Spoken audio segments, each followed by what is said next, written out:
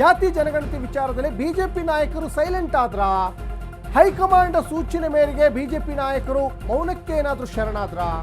ಈ ಹಿಂದೆ ಜಯಪ್ರಕಾಶ್ ಹೆಗ್ಡೆ ವರದಿಗೆ ವಿಪಕ್ಷಗಳು ತೀವ್ರವಾದಂತಹ ವಿರೋಧವನ್ನು ವ್ಯಕ್ತಪಡಿಸ್ತಾ ಇತ್ತು. ಇದು ವೈಜ್ಞಾನಿಕ ವರದಿ ಅಲ್ಲ ಅಂತ ಬಿಜೆಪಿ ಒಂದು ಕಡೆ ಆರೋಪವನ್ನು ವ್ಯಕ್ತಪಡಿಸ್ತಾ ಇತ್ತು. ಈಗ ರಾಜ್ಯ ಸರ್ಕಾರ ಮತ್ತೆ ಹೊಸ ಸಮೀಕ್ಷೆಗೆ ಈಗ ನಿರ್ಧಾರ ಮಾಡಿದೆ. ಅಂದರೆ ಮರು ಸಮೀಕ್ಷೆ ಮಾಡ್ತೀವಿ ಅಂತ. ಹಿಂದಿನ ವರದಿಯನ್ನು ವಿರೋಧಿಸಿ ಮೈಲೇಜನ್ನು ಬಿಜೆಪಿ ಪಡ್ಕೊಂಡಿತ್ತು. 10 ವರ್ಷದ ಹಿಂದಿನ ವರದಿ ಅದು ಅವೈಜ್ಞಾನಿಕ ಅಂತ ಹೇಳ್ತಾ ಇತ್ತು ಬಿಜೆಪಿ. ಜಾತಿ ಗಣತಿ ವಿಚಾರದಲ್ಲಿ ಹಾಗಾದರೆ ಬಿಜೆಪಿ ನಾಯಕರು ಮೌನಕ್ಕೆ ಶರಣಾಗಿದ್ರೆ ಅದಕ್ಕೆ ಕಾರಣ ಏನು?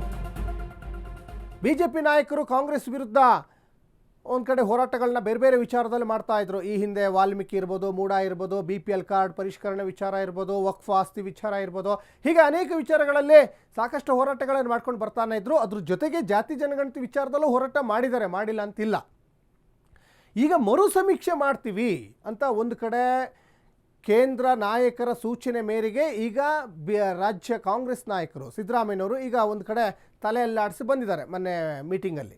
ಈಗ ಮರು ಸಮೀಕ್ಷೆ ಮಾಡಿದರೆ ಎಷ್ಟು ಖರ್ಚಾಗುತ್ತೆ?